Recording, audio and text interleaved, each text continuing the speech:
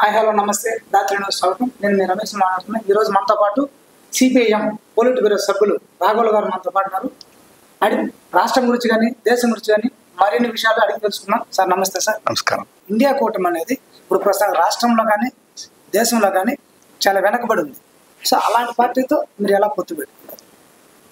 మొదటి విషయం ఏంటంటే ఇండియా వేదిక అనేది, ఇండియా బ్లాక్ అనేది 28 పార్టీలతోటి కలిసి ఏర్పడింది. అఖిల భారత స్థాయిలో ఏర్పడింది. ఈ 28 పార్టీలు ఏదో చిన్న చితక పార్టీలు కాదు, పెద్ద పార్టీలుగా ఉండి ఆ రాష్ట్ర రాజకీయాలను శాసించే పార్టీలు అనేకం ఉన్నాయి. తమిళనాడు డిఎంకే, బెంగాల్లో తృణమూల్ కాంగ్రెస్, అఖిలేష్ యాదవ్ గారు, యూపీలో లాలూ యాదవ్, తేజస్వి యాదవ్ బీహార్లో, అలాగే ఎన్సిపి, శివసేన, ఇటువంటి పార్టీలన్నీ మహారాష్ట్రలో, అలాగే సిపిఎం కేరళలో, ఆప్ ఢిల్లీ, పంజాబ్, ఇటువంటి చోట్ల. అందుకని ఏదో చిన్న చితక పార్టీలు ఉన్న ఈరోజు ఎన్డీఏ కన్నా బలమైన శక్తిగా ఉండే కూటమి ఇండియా కూటమి. 2 రకాల బలమైంది. ఒకటి సంఖ్యరీత్యా దేశాలని పరిపాలన చేసే స్వభావం రీత్యా పెద్దది. అంతేకాదు 28 పార్టీలో గొప్ప నాయకులు, వీళ్ళందరినీ కలిపితే చూస్తే ఎన్డీఏలో ఏ నాయకులు వీళ్ళకి తీసిపోయే పరిస్థితి కాదు. ఆ రకంగా ఇది బలమైన శక్తి.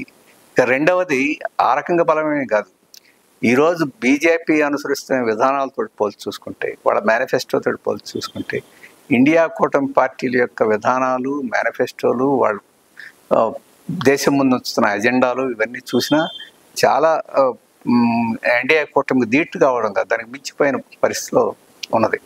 అలాగే మూడో అంశం చూసుకుంటే 400 కావాలి, 370 మాకే రావాలి అని చెప్పేసి మోడీ గారు నినాదం ఇచ్చారు. ఇప్పుడు ఆ నినాదం వెనక్కిపోయింది. ఆయన వస్తే నమ్మకం లేదు. అందుకని అది పక్కన పెట్టేసి ఇక ఈ ప్రతిపక్ష పార్టీని ఇండియా కూటమిని తిడితేనన్నా ఓట్లు వస్తాయని చెప్పేసి ఒక రకమైన భయాందోళనకు గురవుతున్న పరిస్థితి ఈరోజు ఉంది. ఈ 3 అంశాలు చూస్తే ఎవరు ఈరోజు ఇండియా కూటమి బలహీనమైంది, ఎన్డీఏ కూటమి చాలా బలమైందని చెప్పేసి ఎవరు అనుకోవడం లేదు. క్రమక్రమేణా ఎన్నికలు దగ్గరయ్యే కొంది ఈ ఇండియా బ్లాక్లో పార్టీలు బలపడుతూ ఉన్నాయి. ఆఖరికి ఈరోజు ఈ కూటమిలో ఉండే పార్టీలన్నీ కలిస్తే బీజేపీని వచ్చే ఎన్నికల్లో పక్కన పెట్టి ఇవి ఒక లౌకిక ప్రభుత్వాన్ని ఏర్పాటు చేయగలిగే శక్తికి ఎదుగుతున్నాయని చెప్పేసి ఈరోజు అందరూ గమనిస్తున్న విషయం. అలాగే మీరు ఎన్డీఏ కూటమి 400 సీట్లు సాధించలేదని మీరు అంటున్నారు. ఇండియా కూటమి బలమైంది, బలంగా ఉన్నది అంటున్నారు. కానీ ఎన్డీఏ కూటమి అయితే మేము 100% సాధిస్తాం సీట్లు, సార్ మాకు సంఖ్యాబలం కూడా పెరుగుతుంది అని ఉన్నారు. కానీ ఓవరాల్గా చూసుకుంటే కాంగ్రెస్ పార్టీ చాలా స్టేట్లో చాలా వీక్గా ఉంది.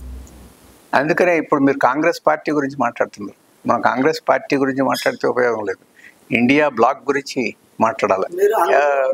అందులో కూటమి కాబట్టి అందుకని ఇండియా బ్లాక్ గురించి ఏం మాట్లాడాలి. దాంట్లో కాంగ్రెస్ ఒక భాగం.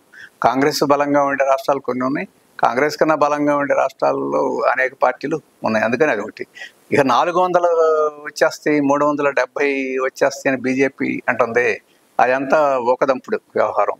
ఎందుకంటే ఇప్పటికే అత్యధిక సీట్లు వచ్చిన రాష్ట్రాలు కొన్ని ఉన్నాయి 2019లో. వాటిల్లో 1, 2, 3 తగ్గడం తప్ప పెంచే పరిస్థితి లేదు. ఉదాహరణకి ఈరోజు యూపీలో ఉన్నాయి, ఇంతకుముందే 72, 73 స్థానాలు దానికి ఉన్నాయి. ఇప్పుడు అదనంగా పెరిగేది ఏం లేదు. ఇంతకుముందు 1 మాత్రమే ఉంది ఎస్పీకి పెరుగుతాయి. కాబట్టి బీహారు, అలాగే ఉత్తరప్రదేశ్, హర్యానా, ఢిల్లీ, రాజస్థాను, గుజరాత్, మధ్యప్రదేశ్, కర్ణాటక, ఇటువంటి చోట్ల 99% దాకా ఇప్పటికే గెలిచింది. ఇంకా అంతకన్నా గెలిచేది, ఓట్లు ఎక్కువ వచ్చినా కానీ సీట్లు ఏమి రావు, ఇంకా పడిపోతాయి. అలాగే దక్షిణాదిన ఏమైనా వస్తాయి అని చెప్పంటే దక్షిణాదిలో తగ్గడమే తప్ప దక్షిణాది వచ్చే పరిస్థితి లేదు. ఇంకే రకంగా లెక్కలు వేస్తారు. ఇప్పుడు 303 ఉన్నాయి, 303కి పెంచే సమస్య లేదు, 300కి తగ్గిపోయే పరిస్థితి. మిత్రులందరిని కలిపినా కానీ దాదాపు 353 దాకా ఉన్నాయి. అందుకని మిత్రులకు కూడా ఈరోజు తగ్గిపోవడం తప్ప పెరిగే పరిస్థితి లేదు. దక్షిణాదిన మీరు ఇండియా కూటమిలో భాగస్వాములు ఉన్నారు. సో మీరు వాళ్ళు పొత్తు పెట్టుకున్నారు కాబట్టి ఎన్ని సీట్లు ఆశిస్తా ఉన్నారు, ఎన్ని సీట్లు గెలవబోతున్నారు?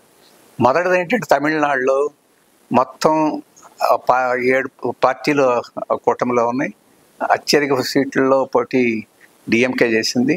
డిఎంకేతో పాటు డిఎంకే, కాంగ్రెస్, సిపిఐ, సిపిఎం, ఇంకా 1, 2 పార్టీ వీసీకే ఇటువంటి పార్టీలు పోటీ చేసిన స్థానాలన్నింటిలోనూ గెలుస్తాయి. ఆ రకంగా అది బలమైన శక్తిగా వస్తాయి. ఇదే పరిస్థితి ఈరోజు మహారాష్ట్రలో ఉన్నది.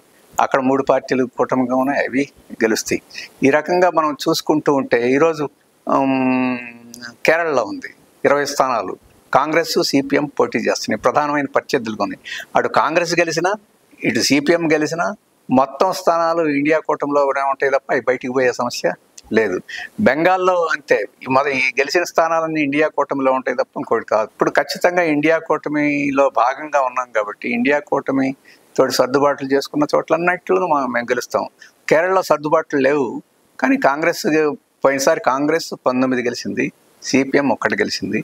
ఈసారి సిపిఎం దాదాపు 10 స్థానాలు గెలుస్తాయి, కాంగ్రెస్ ఇంకో 10 స్థానాలు గెలుస్తాయి. సిపిఎంగా చూసుకుంటే మాకు ఇంకొక 7-8 స్థానాలు పెరుగుతాయి. ఇండియా కూటమి చూసుకుంటే అన్ని స్థానాలు ఇండియా కూటమిలోనే ఉంటాయి. బెంగాల్లో పోయినసారి మాకు 1 స్థానం లేదు, ఈసారి 2-3 స్థానాలు అక్కడ గెలిచే అవకాశం ఉంది. అస్సాంలో స్థానం లేదు, ఇప్పుడు గెలిచే అవకాశం ఉంది. బీహార్లో 1 స్థానం లేదు, అక్కడ గెలిచే అవకాశం ఉంది. తమిళనాడులో ఇంతకుముందు 2 ఉన్నాయి, ఇప్పుడు 2 గెలుస్తాం. ఆ రకంగా మాతో పాటు సిపిఐ కూడా స్థానాలు గెలుస్తాయి. అలాగే ఎంఎల్కి బీహార్లో వాళ్ళు గెలిచే అవకాశం ఉంది. పోయినసారి కన్నా పార్లమెంట్లో వామపక్షాల యొక్క స్థితి మెరుగవుద్ది. వామపక్షాల స్థితి మెరుగవుద్ది కాబట్టి మిగతా ఇండియా కూటమి కూడా మెరుగవుద్ది. ఆంధ్ర విషయానికి వస్తే ఇక్కడ కాంగ్రెస్ పార్టీ అనేది చాలా వరకు భూస్థాపితమైందని అనుకోవాలి. ఎందుకంటే ఇక్కడ పరిస్థితుల ప్రభావం. సో అలాంటి పార్టీతో మీరు పొత్తు పెట్టుకోండి. సో ఇక్కడ ఎలా మీరు వ్యవహరిస్తారు, ఇక్కడ మీ వ్యవహారం ఏంటి? కాంగ్రెస్ తోటి పార్టీ పొత్తు సమస్య కాదు. ఈరోజు ఇండియా కూటమిలో ఉన్న పార్టీలు 27 పార్టీల్లో 28 పార్టీల్లో ఆంధ్రప్రదేశ్లో 3 ఉన్నాయి. 1 కాంగ్రెస్, 2 సిపిఐ, సిపిఎం. ఎవరి బలం ఎక్కువ ఉంది, ఎవరి బలం తక్కువ ఉంది కాదు. ఆ కూటమిలో ఏ పార్టీలు ఉన్నా వారి అందరితోటి సర్దుబాట్లు చేసుకోవడం అనేది ముఖ్యం. ఆ రకంగా ఇక్కడ కాంగ్రెస్, సిపిఐ, సిపిఎం మధ్య సర్దుబాట్లు చేసుకుని పోటీ చేస్తున్నాం. ఇక కాంగ్రెస్ బలహీనం అంటావా? ఈ రాష్ట్రం విభజన చేసిన పాపానికి అది మూల్యం చెల్లించుకుంది. దాదాపు 10 సంవత్సరాల నుంచి ఇక్కడ దానికి ఏమీ ఉనికి లేకుండా పోయింది.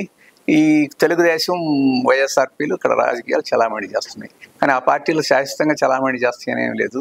రాబోయే కాలంలో ఈ కూటమిలో ఉండే పార్టీలకి మళ్ళీ భవిష్యత్తు రాదనేమీ లేదు. కానీ ఈ ఎన్నికల్లో సీట్లు, స్థానాలు ఎన్ని వస్తేనే లెక్కల కన్నా అజెండా చూసుకుంటే మిగతా వాళ్ళందరితో ఒక అజెండా మా కూటమికి ప్రత్యేకమైన అజెండా. కాబట్టి ఆ అజెండాని ప్రజల్లోకి తీసుకెళ్ళడం ద్వారా ఈసారి ఒక రాజకీయ అజెండాని సెట్ చేస్తాం. సాధ్యమైనంత వరకు ఎక్కువ ఓట్లు, కొన్ని సీట్లు కూడా సంపాదించుకునే దానికి అవకాశం ఉందని మేము భావిస్తున్నాం.